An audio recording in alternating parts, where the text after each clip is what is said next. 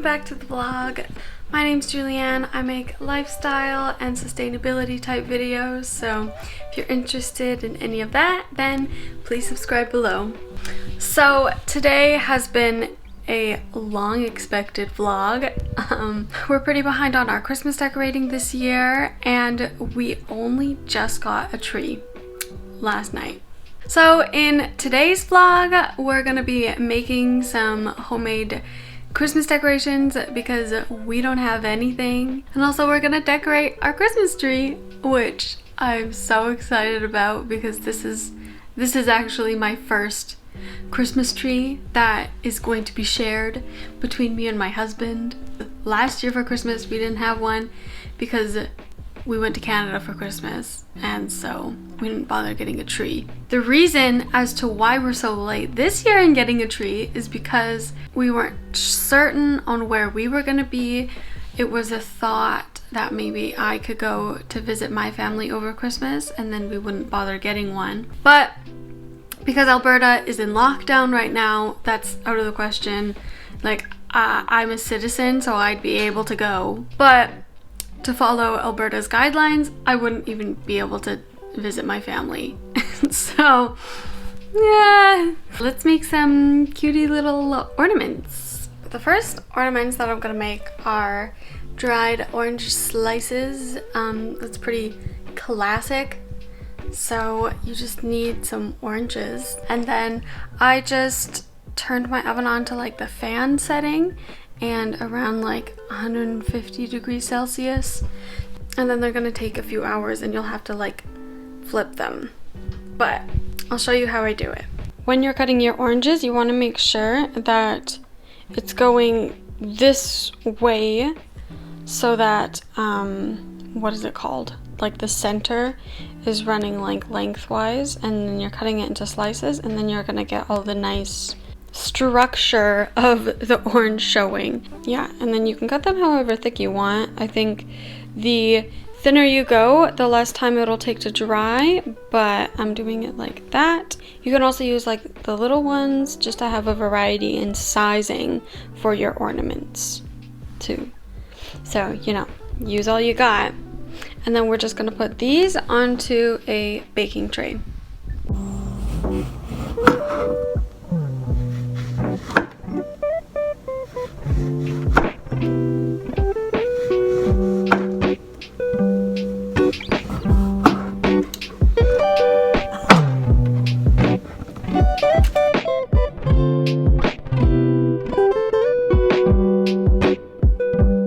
Ta-da! This is what they look like after, this was maybe 45 minutes. And so you can tell that they really like shrunk down in size because before they were like all touching each other. So now you just want to like flip them over. This is really difficult with one hand. Okay, I now have my dominant hand back. Yeah, so just make sure you flip them over. These ones on the edges, it's just because it's thin there. So then if you're flipping it over, then just put the thin edge on the inside and it should be fine.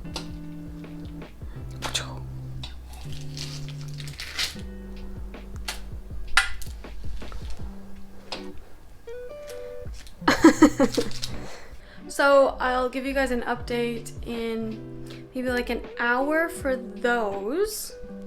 What we're gonna be doing next is gingerbread. I wanna have some gingerbread on the tree.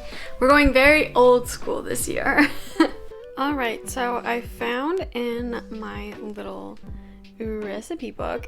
This is actually, I saved this for desserts, and I like that it has fish on it for my desserts. This is my grandma's gingerbread man recipe, so I think we're gonna stick very much with traditions and make this recipe, but I'll have to run to the store because I don't have molasses or milk. So, all right, we are back from the grocery store. So I have to tell you, pretty much every time I go to the grocery store, there's always like an adventure. So this time, when I was trying to find molasses, I forgot the German word for molasses. And so then, you know, like after translating it and stuff, the translation just said molasses. And that's not helpful. So I'm pretty sure I got the right thing. We'll see. So I had to get some milk, like normal milk.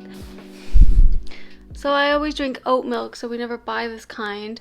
But I don't know if it's gonna like mess with the formulation if I use oat milk instead of regular milk. So then I just got some regular milk. This is the molasses that I found. I'm pretty certain that it is molasses because the picture looks just like molasses, and it was with like the honey and maple syrup section. So I'm pretty sure this is it. I had to get some butter. The recipe calls for shortening, but shortening kind of freaks me out, and I couldn't even find it. I have no idea where I would find shortening in a German grocery store. I don't even know if it's like a thing in Germany. And then the last thing I got was a cookie cutter for it all, because the only one that we have is a bear. So now we're gonna have bears and stars on our tree. Okay, and a little update for our oranges.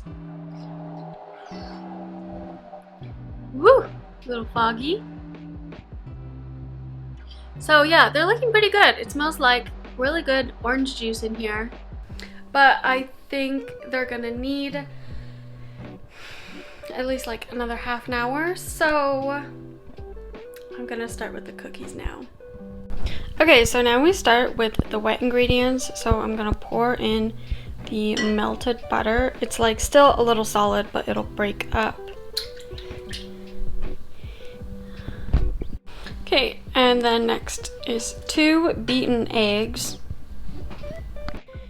Okay, and now 1 cup and another cup of molasses.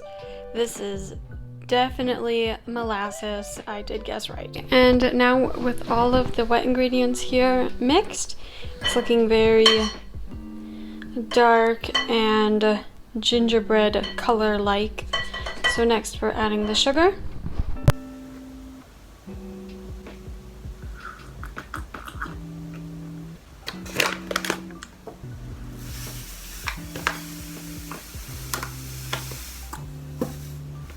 One cup of white sugar.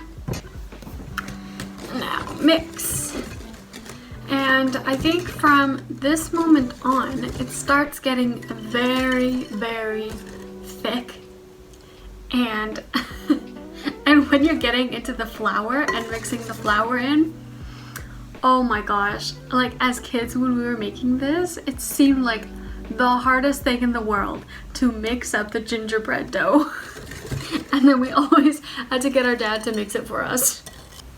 Okay, so 1 teaspoon of salt, and then now 1.5 teaspoons of baking soda. Yeah. 1 teaspoon of ginger.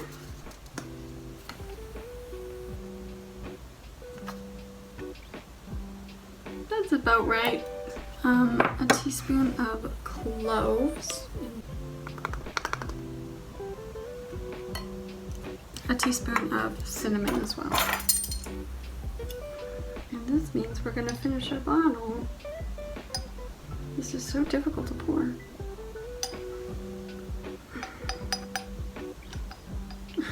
We're just gonna add the rest of that.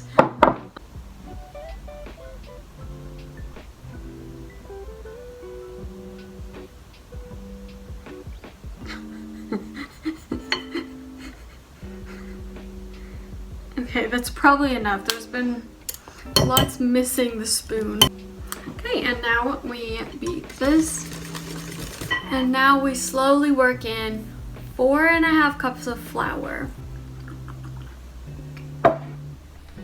Alright, so we have our flour. 4.5 cups. We have to keep track of how many that we do. 1 cup. 2. This is the consistency with 2 cups. Still manageable. Not so bad. Number 3. Okay, one thing I will say is that like slightly concerned that it's like not thick enough. Like I think I'll actually have to put in like 5 cups. Okay, so now I kind of feel like an idiot. I looked back at the recipe.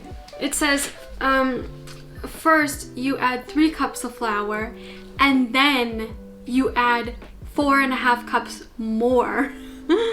So now I have 3 more cups of flour to put in. We'll do it, it's fine. This is definitely more the consistency I was looking for.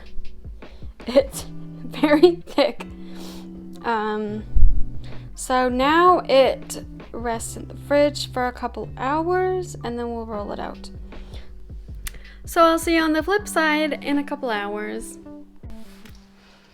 Hey everyone, so we got back from the store now. We had to go get some lights and a tree stand because this is our first ever Christmas tree and we didn't have any of that, but we were kind of concerned when we got there because the light section was a little bit sparse, unlike our beautiful tree. And now it's been well over 2 hours for the cookies to be resting in the fridge, so now we're gonna roll them out.